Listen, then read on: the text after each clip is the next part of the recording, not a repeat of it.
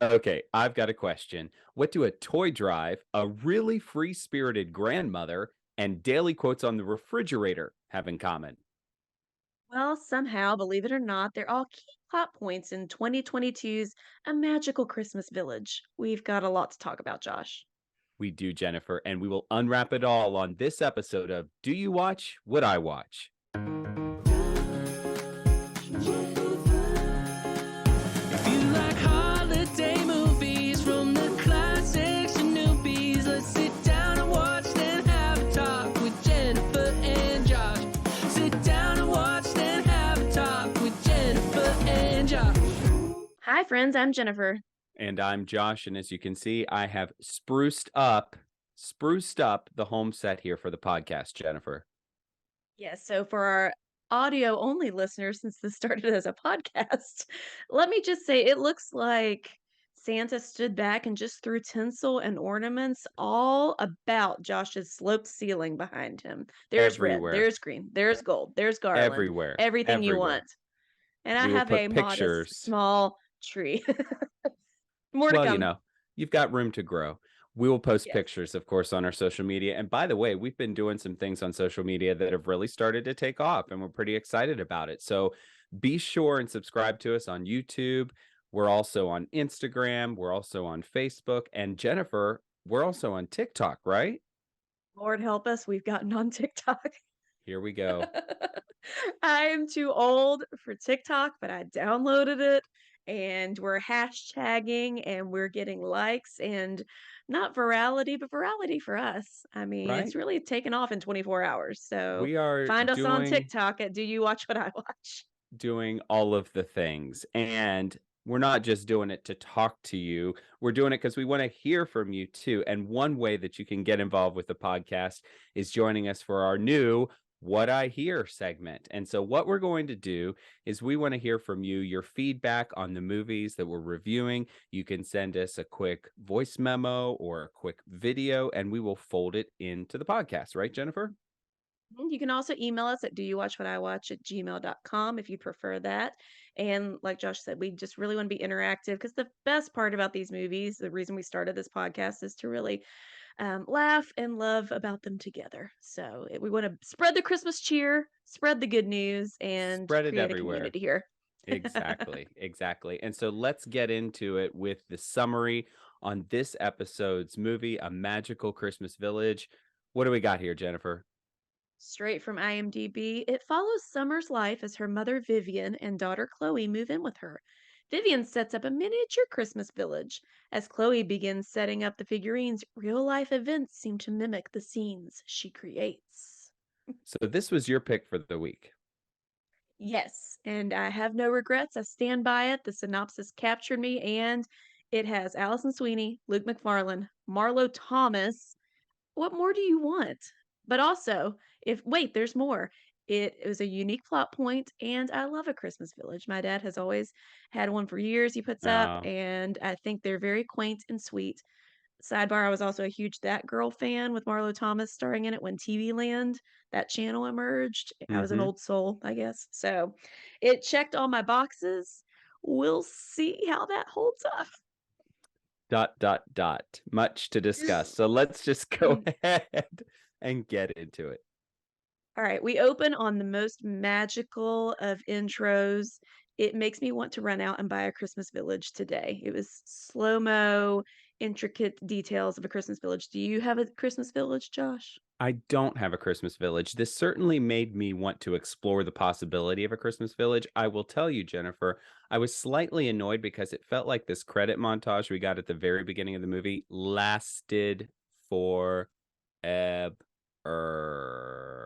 Mm, I rewound it and watched a little bit of it again because I was like, "This is the perfect way to start this movie right out of the gate, giving me all the Christmas Oh, feels." okay. And there we are. So we get the Christmas Village pan, and then we meet our lead, Summer, and her sister, who I don't remember her name, and they're touring a historic renovation project. I guess Summer is an architect and designer, and the city bought this building, and she is helping turn it around and kind of preserve it, which I appreciate. What I did not appreciate is that they call them blueprints for the drawings. Just so you Mm. know, no one calls them blueprints anymore. That's an old technology. Now they're just drawings, architectural plans, etc. Not that I would know The that, but more you know.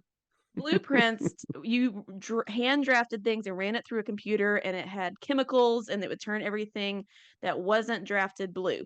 Nobody does that anymore, and it's probably a reason that there's disease in America is the blueprint machine. So I was offended from the jump. Not that you would have any reason to have a personal knowledge of such things. Moving No, on. not at all. I've just heard things. I've heard rumblings. Okay, so the two sisters are touring the space, and then we cut to Summer needs to go meet up with Mom. So she goes to Marlo Thomas' mom, Vivian's house. Mom and her boyfriend have broken up. We get it right out of the gate. Mom, I'm gonna probably call her Marlo, is a free spirit, as free as the wind. She's kind of dressed Whew. like a gypsy. She's just very into chakras and incense and feng shui and all of the things. And this movie works really, really hard to remind you over and over and over again that she's a little bit of an oddball.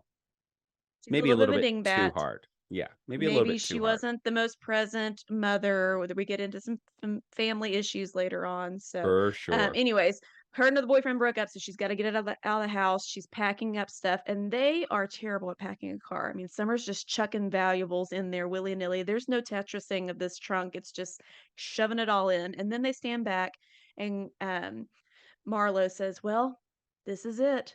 There were still boxes on the front porch. Did you see that? I It was did. not it. It was Literally, not some it. of your belongings are still on the front porch. Get them in the trunk. But if Ladies, you're a come free spirit, you on. really don't care. I You know? guess. I guess. Yeah. You're just going to leave it all Okay. behind. You're just going to follow the wind wherever it leads. So we don't know where Vivian is going to stay. And Summer's, of course, like, hey, you can stay with me and my daughter, Chloe. Did we ever hear what happened to Summer's or Chloe's baby daddy? I don't think we ever got the Did they say? backstory on that, but she's a Don't know single either. mom. Really early Single on, we mom, learned that. very busy, very professional, Very busy. giant house, had plenty of room to host Vivian. So in they come. It's immaculately decorated. Everything's very matchy-matchy in a blue scheme. Vivian's not into that. She wants more haphazard Christmas. They had gigantic ornaments on the countertop in the kitchen, which looked beautiful, but that's not functional. You can't do anything with that. No, you can't. Absolutely not. And instead, Vivian breaks out the Christmas village, right? And this is She apparently needs a a large big, surface to display it on. large surface. And apparently this is a replica of the town that we're in, which is called Bryson Falls. And I guess we're in, is it Colorado here that we are? Don't I know. saw a Colorado license plate, so I figured that's where we were. Okay. Sounds Anyway, good. yeah. So she starts unloading this family heirloom that the great great grandfather made of the town back in the day, which is very sweet. But this thing was not wrapped in bubble wrap. It was just again just thrown out of boxes. Thank God nothing broke. But they display it, and Grandma thinks that the Christmas village is magic, and Summer's not really buying into it because she's very stern and very professional, and she's always had to be that way. In case you haven't caught on to that by now. Absolutely. They want you to very early on get that there's a difference in worldview between these two women, between mother and daughter, for sure. Chloe's the daughter, like we said, and so she starts kind of playing around with it and setting it up, and she moves a Dickens dressed guy and girl close to one another in the village. And as the synopsis tells us, whatever they do in the village is translating into real life, or at least that was the goal.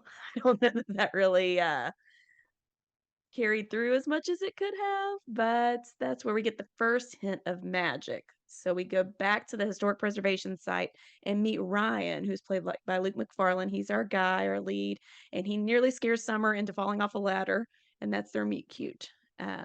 He has taken over the toy drive because Summer's much too busy with this historic preservation project. So they kind of gab about that, and he says, "Oh, you do really great work." And there's a little bit of a connection, and immediately he asks her on a date. Was that too soon for you? Way too soon. Also, why is he involved with this toy drive? He's been in town for what, 7 minutes at this point? That's part of He his said that's how he backstory. wants to meet people, and that's a good way, I guess, to meet Mm, people. okay. Is you don't get on the Food with Friends app like an October Kiss. No, no, no. You host No, a no, toy no. drive You for host a toy children. drive. Because that's what every single man is doing when they show up to a brand new town and know no one, is they hop right in for a charity toy drive. Heart of gold, our Ryan, I guess. Okay, So, let's go with well, I that. guess it's just really influenced by the magic of the Christmas Village. Maybe Sure. that's how we can have a pass at a lot of this stuff. It's accentuated by the magic. So they have googly eyes Yes, with one another, and he asks her to dinner, and she agrees right away. So definitely we're weird. off to the races Definitely there. Yeah, very sudden and just very sort of, oh, okay, we're doing it. Okay, go for it. doing it. Yeah. Summer takes mom house shopping because she can't have her living in her house forever. And so mom, kind of has some issues with the feng shui, like we said, and the lighting and da da da da. Da. There's something wrong with every house. Turns out, as we'll find out later, but I'll go ahead and spoil it now. Mom has financial issues. Shocking to no one because she's a free spirit. And I guess if you're a free spirit, you can't balance a checkbook. You make bad real estate deals and sell your farm to llamas. I think that's the generalization here, is that if you're a free spirit, you're bad with money. Yeah, for sure. It did make me laugh when they kind of, Summer's pushing her to make a decision. She's like, I'm just going to walk back to the house. She said, I want to fill my lungs with spruce. With spruce, I chuckled out loud at that line because A COL. Chuckle out loud. it was a COL, definitely. Gosh, I so funny. love that. Yeah. Yeah. She is a delight She, throughout the whole throughout thing. this movie, was probably the bright spot for me, just because she was Anytime she was on the screen. so weird. But at times throughout this, she's also incredibly endearing and believable as this quirky grandmom. I just loved it. Yeah. At this point, I said, I could stand to be a little more like Marlo. Right? I thought the same thing. Just the way she approached Because life in this movie I'm was not like just that at all, awesome. but No, it's inspiring. Yeah. it really is. Yeah. We cut to Uncle Ryan, the male lead. He's loading in a tree with his brother, and we learn he had a brutal divorce, but he's has come to this town to kind of get back on track. And he has, I guess, nephews, or I don't know. It doesn't really matter. We never really invest in that family, but No. he's looking to kind of set his his life back on track. So, back at Summer's house, we learn that they have a tradition of putting a quote on the fridge and trying to guess who wrote it. So that was kinda cute. I mean, it was weird.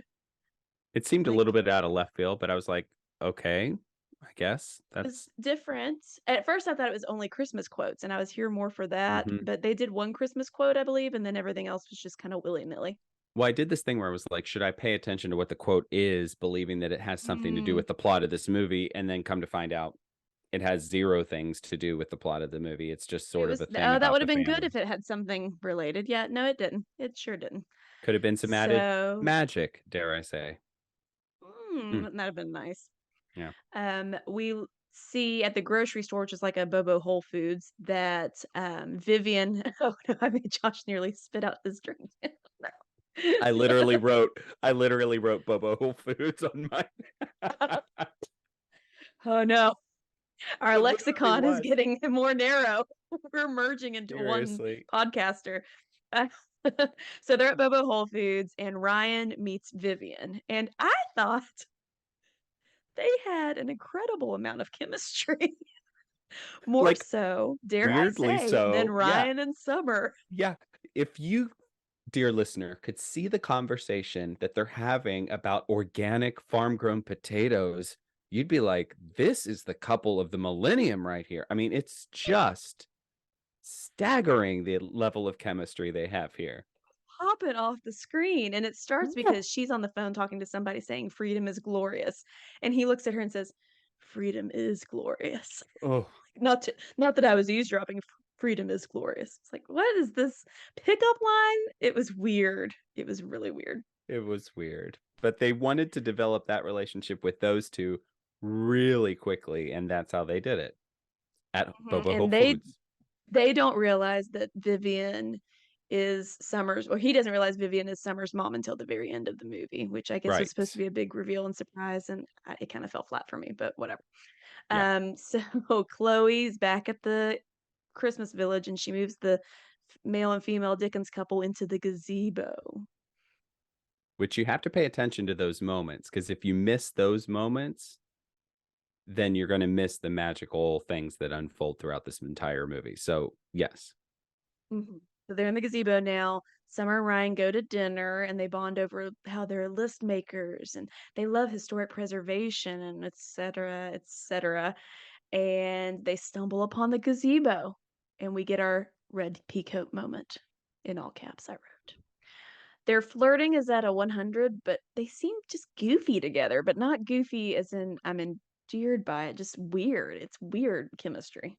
Yeah, the chemistry for them never really came together for me. Like we said, it was more fun to watch with Marlo Thomas than it was with Mhm. Alison Sweeney, weirdly enough. Yeah, it seemed forced, but I guess the magic was forcing them. So again, maybe that was part of it. It's how it all Maybe comes it's really together. more brilliant than we're giving it credit for. I don't know. Could be, yeah. But the sisters gab the next day. They're kind of worried something's wrong with mom. Duh. But they're worried something's health-wise worried with her.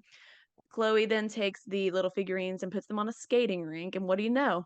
Ryan asks Summer to go ice skating, and we get a skating montage. How do you feel about a skating montage I was traditionally, here Josh? for it. I was here for it. Kind of a different thing, very seasonal. Gave me all the winter feels. I thought it was good. It looked like they were actually, or at least he was skating, didn't it? Yes, Because a yes. lot of And it times you get also these looked jump like cuts to the upper body and then like somebody who can Mhm. actually skate on the lower third. But I think it was all actually him skating. I think so. And it also similarly looked like she had never been on ice skates before.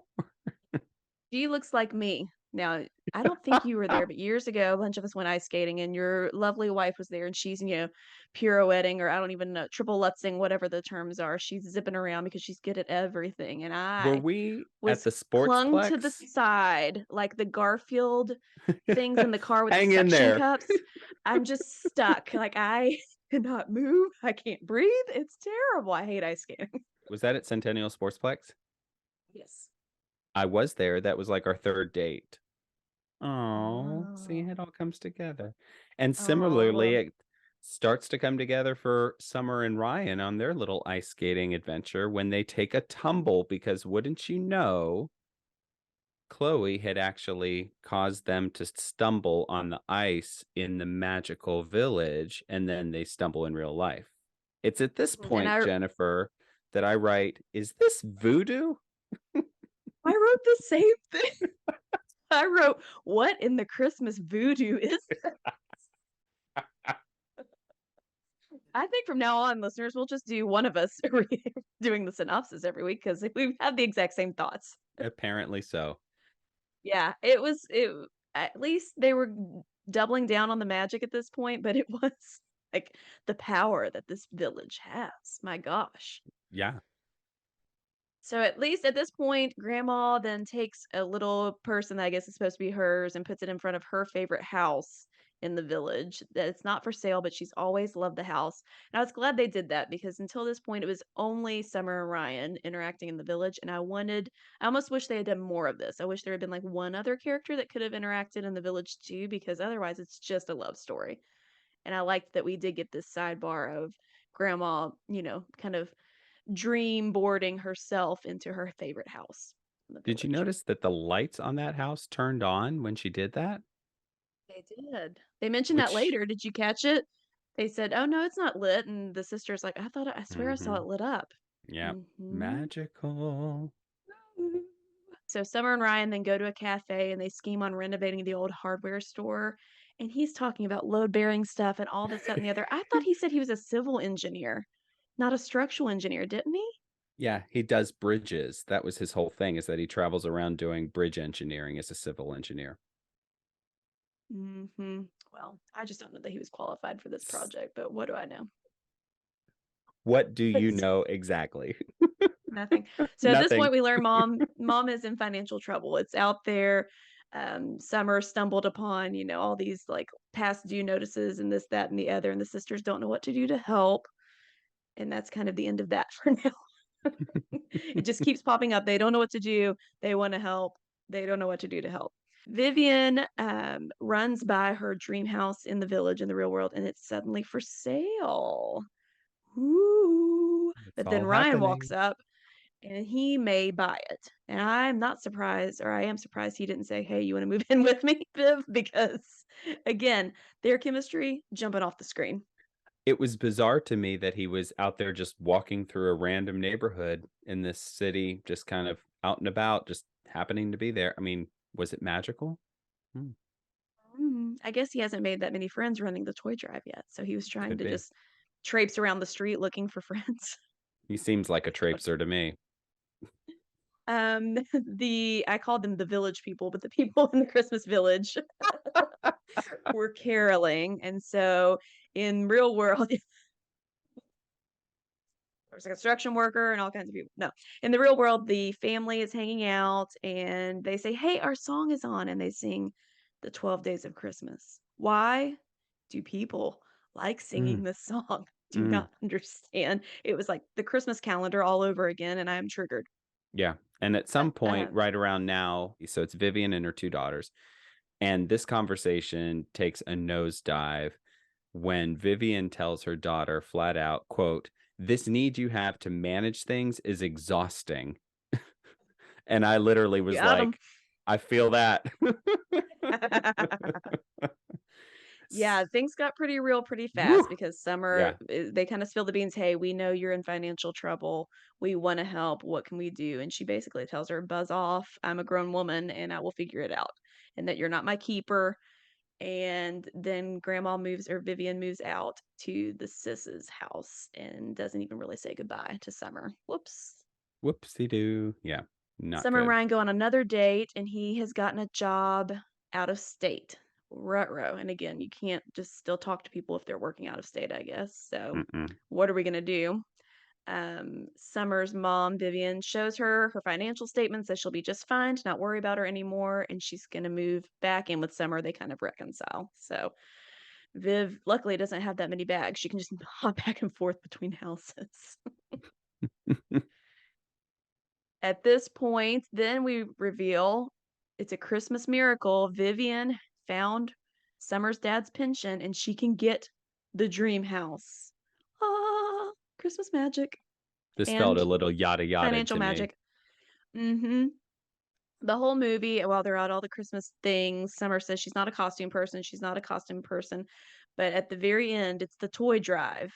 And we see Ryan's dressed in a Dickens outfit because I guess, good night, we need to buy some Dickens costumes because everybody in these movies is very Dickens-ish this season. It's the thing to do. So I guess so. So he's handing out toys at his big toy drive, and she just gets this rush over her that she needs to confess her love to him in front of children at a toy drive. So she puts on a Dickens costume. She asks him to stay and to not leave. These poor kids just want their toys. They're standing there idle, not knowing what to do. I think this could have waited. But anyways, the Alison Sweeney confession scene was perfection. I thought she word vomited all over them, but I did enjoy it.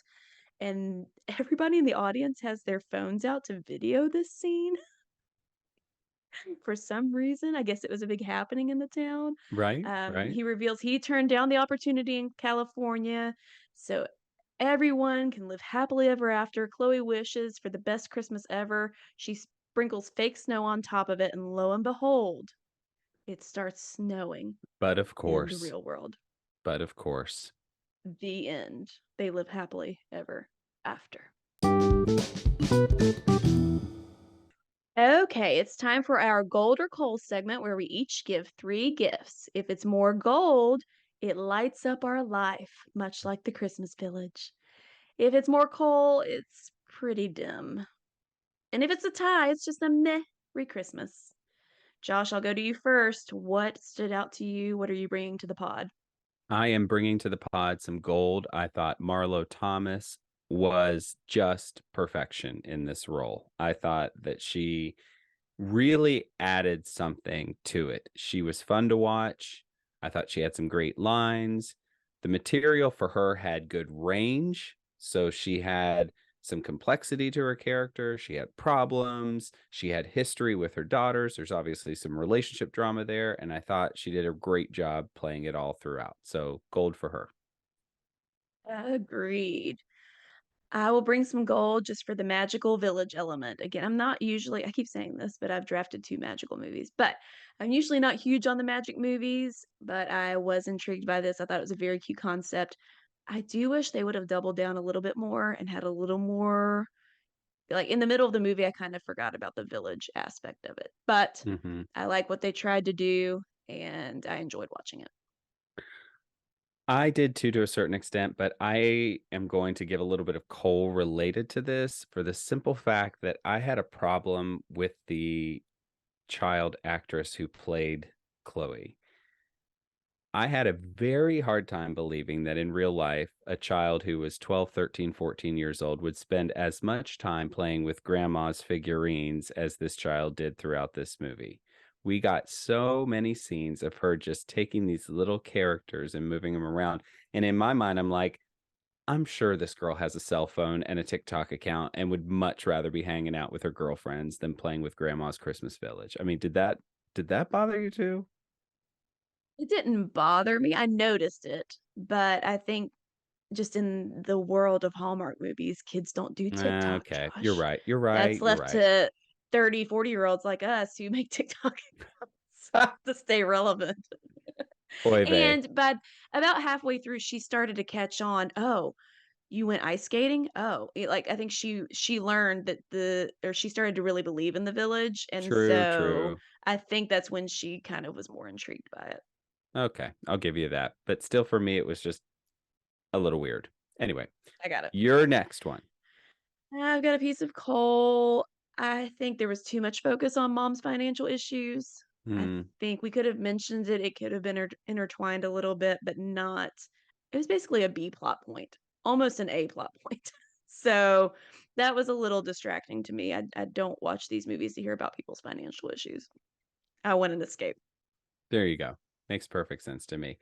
And unfortunately, my last one is also going to be a coal because I feel like the plot on this was just a little scattered and a little disjointed and kind of all over the place and maybe a little too complicated. And I don't know. There was just something about it where it didn't flow like some of these do in a way that's easy to watch and keeps you interested in that sort of thing. It was just a little disjointed for me. I get that. Yeah, and it got slow in the middle too. It got super slow. Yeah, it did.